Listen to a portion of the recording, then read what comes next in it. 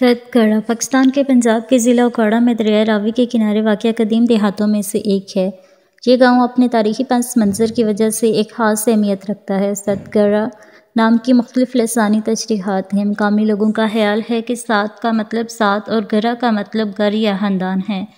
इनके अक़ीदे के मुताबिक ये वो सात ख़ानदान हैं जिन्होंने अज़ीम बलोच रहनुमा मीर चाकर आज़म रंद के साथ इस इलाके में हिजरत की थी। बहुत से लोगों का ख्याल है कि इस इलाके को 7 मरतबा दोबारा तामीर किया गया, इसलिए इसका नाम सतगढ़ा कुछ मौरख़ीन बताते हैं। कुछ ज़ख्मी फ़ौजी सिकंदर आज़म की फ़ौज जिसका ताल्लुक़ मकदूनिया के कदीम शहर सटेचरा से था, वहाँ आबाद हो गई और उन्होंने इस इलाके का नाम सतगढ़ा रखा और जो बाद में सतगढ़ा बन गया। सतगढ़ा मीर चाकर रंद बलोच जिसे चाकर आज़म के नाम से भी जाना जाता है 14वीं सदी में पैदा हुए और एक मशहूर और मुअज़्ज़ज़ बलोच कबायली सरदार और हीरो थे। 15वीं सदी के दौरान रंद और लश्यारी कबाइल के दरमियान 30 साला मशहूर जंग छिड़ गई और रंद बलोच फतह बनकर उभरे।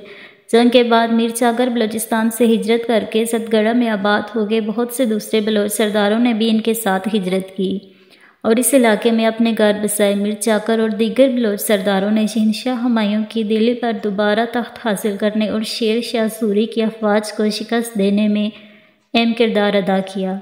इनाम के तौर पर मीर चाकर को सतगढ़ा और इसके आसपास के इलाकों को बतौर तोहफा दिया गया।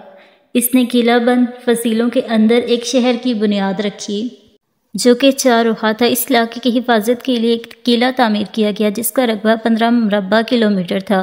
किला मजबूत दीवारों के साथ बनाया गया था जिसकी ऊंचाई 25 फुट और लंबाई 400 फुट थी।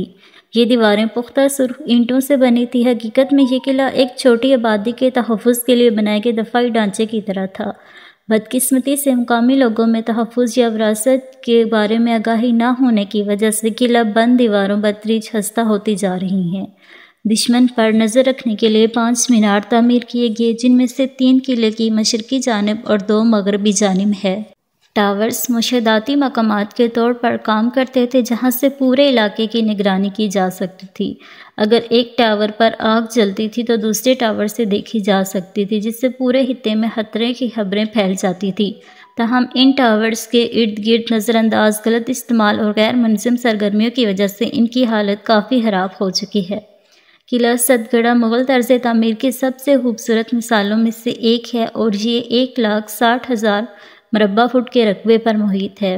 2 मरकज़ी दरवाजे जिनके लकड़ी के पैनल अब गायब हैं किला से मरकज़ी बाज़ार की तरफ ले जाते हैं। मुग़ल, सिख और बरतानी दौर के बहुत से तारीख़ी मकामात यहाँ मिल सकते हैं।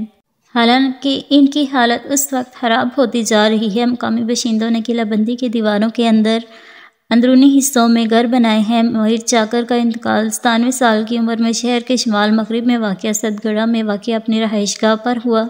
इनका मकबरा ज़िला के शुमाल मगरबी हिस्से में वाक़या कस्बे में एक ऑक्टोनेल इमारत में तामीर किया गया था। इस गांव की तारीख़ी इमारतों में अब एक हिंदू मंदिर, एक मकबरा और एक ऊंची पहाड़ी पर वाक़या एक ऊंचा मीनार मौजूद है जो ग़ालिबन मुशाहदाती टावर के तौर पर इस्तेमाल होता है।